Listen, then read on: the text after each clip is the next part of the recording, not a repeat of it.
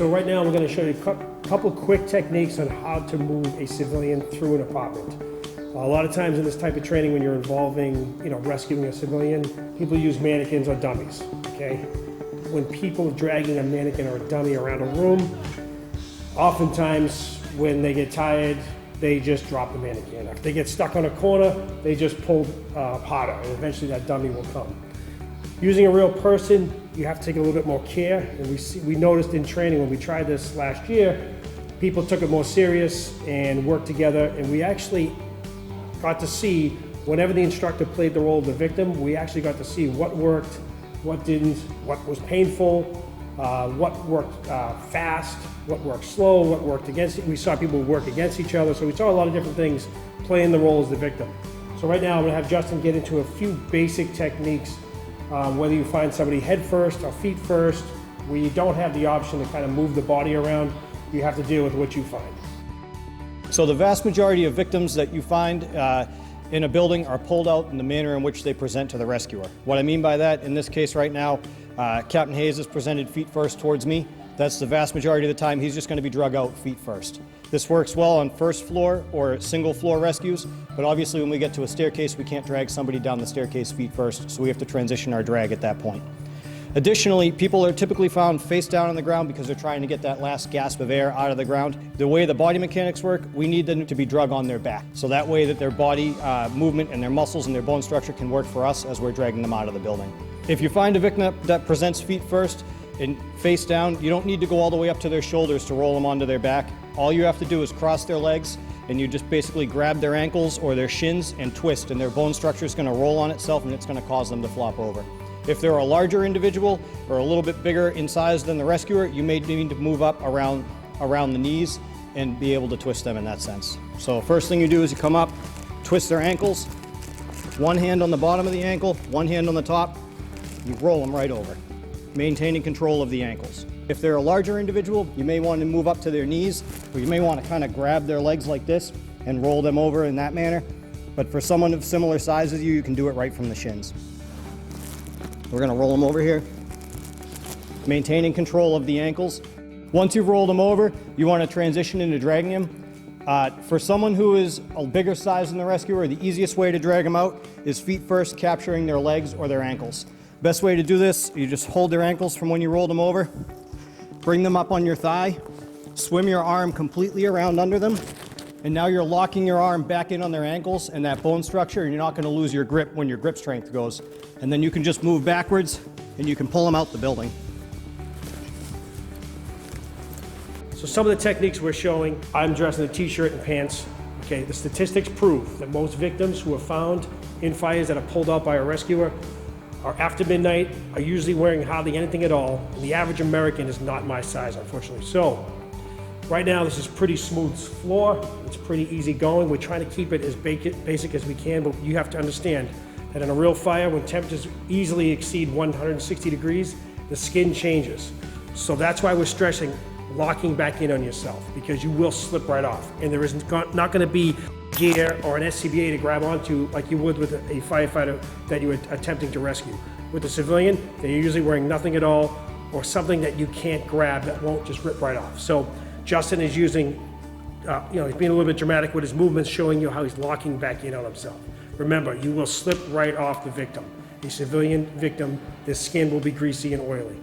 So if the victim presents in a tight space, like in a bathroom or between the bed and the wall, the only option to drag them out may be, if they're presenting head first to you, just by grabbing their wrists over their head and dragging them a short distance. This is a short duration drag, relies on your grip strength. It's using their forearms as the main bone structure, so you're not just grabbing their wrists and pulling them out. It's tiring on the rescuer, but it's good for a very short, tight, and closed space. The first step is to cross their arms over them. Remember, if they're unconscious, you have to hold their arm in place so it doesn't flop down. Get your hands underneath. Make a clamshell with your hands. And then you can stand up and drag them out of that space. So if conditions are tenable and the victim presents feet first to the rescuer, as opposed to staying low and crouch and dragging from the ankles, you can kind of stand up and get behind their knees and drag them out in more of like a squat or standing position. It's going to take a lot more of their weight off the ground, make it a lot faster of a drag in order to get them out. So again, we're not grabbing the clothing. grabbing the bone structure, coming right up and underneath, planting his knees on your thighs, coming around and locking him in, leaning back on his legs to lock him, and then you can just drag him right back out. Most of his body weight is off the ground at this point. So if you find a victim and you're going to drag them out by one arm, an option is to kind of grab their arm and lock back in on it. The way to do that is to orient yourself towards the victim's feet, to pick their arm up, and you kind of swing with your hand across their body, getting their arm behind your arm, and you come back around and you're locking your elbow in on their elbow, and then you can lift them up and drag them in this manner. You can stay low to drag, or you can come up high and drag.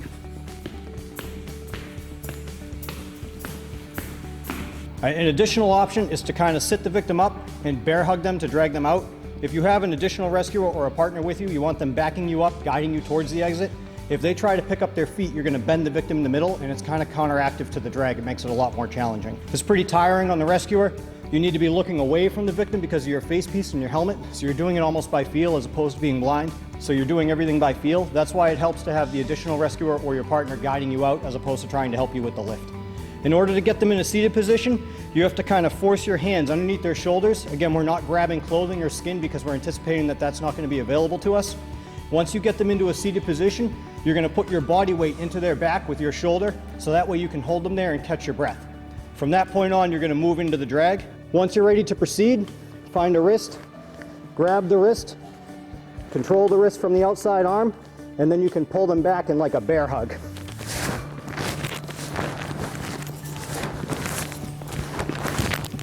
We had Justin early with some techniques that he likes to use. Justin is a smaller firefighter, that's why I purposely picked him. And now we have Sandy, a little bit different, bigger.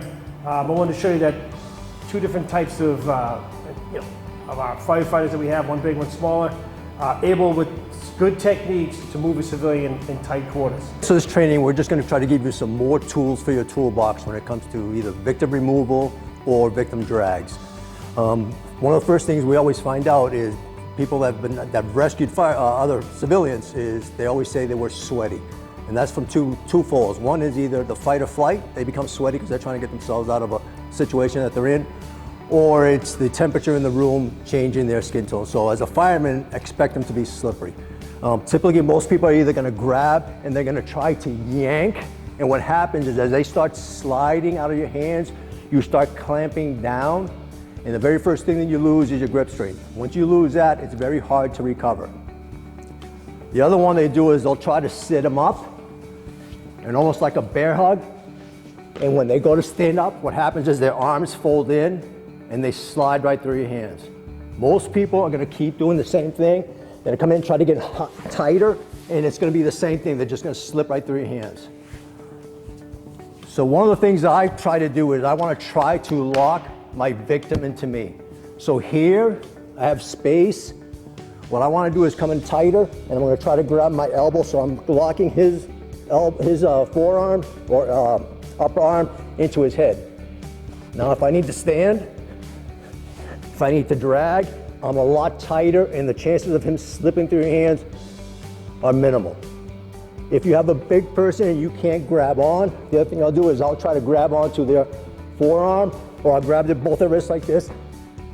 And now I can stand, I can lift them, drag them. If I start losing them, I just revert back to this, and it's the same thing. I can stay low, depending on conditions. I don't have to stand up. I can drag them to where I need to be or to where my partner helps me. So previously we talked about dragging a victim head first. Conditions are always going to dictate how you bring them out. So we're going to simulate that my door is behind me, it's getting hot, and I just need to grab my victim and get him out. The same principles go if I'm trying to drag this guy, clamping down. It's all the same things we talked about. Grip strength, them sliding through your hands. So all I want to do is I want to try to lock into him, and all I'm going to do is cooking my elbow, or going right underneath his knee, and I'm just going to grab my forearm and grab his knee. Now if I need to drag him, if I need to lift him, the only problem comes when you're trying to go through a door, that leg coming away, you may have to kick it back in and drag him towards you so his leg stays in between your leg. Again, all I'm trying to do is get him out from the environment that he was in. If I get him out, maybe I shut the door, that buys us a little bit of time. We're gonna wrap it up with a quick removal downstairs. It's not a pretty thing. Again, we're gonna use some of the same techniques that Justin and Sandy showed, locking back in and letting gravity kind of take over if you had to take somebody downstairs. So here's a continuation of that drill we were just talking about, conditions are gonna dictate how this guy's coming out, right? So again, I'm probably getting tired, so what I wanna kind of do is come in here, grab that same technique, and all I'm gonna do, I'm gonna start dragging them out. Remember we talked about, if this leg happens to get caught up here, you gotta stop, clear that leg, lock back in, and then start dragging him around. Again, I'm just trying to get someplace where I can drag this guy down. Think about it, a hose. If we pinch the corners, we're gonna get hung up. Make a wider swing, it's gonna be your friend. Now this is the one place where you definitely want this guy coming down head first. Think about it, if I bring you down feet first, every step you make, his head is pounding on that step, and that's what we don't want. So what I'm gonna try to do is, I'm gonna try to get his legs over and try to get him as close to the wall as I can, and then come up, and it's the same thing, same technique. I'm coming around, getting nice and tight, grabbing his forearm, and if I need to stay low just because conditions, it's the same thing.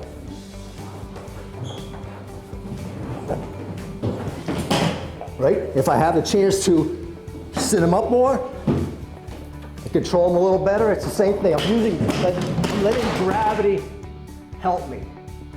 There's the one case where gravity is always going to be your friend. And then it's just continuation around.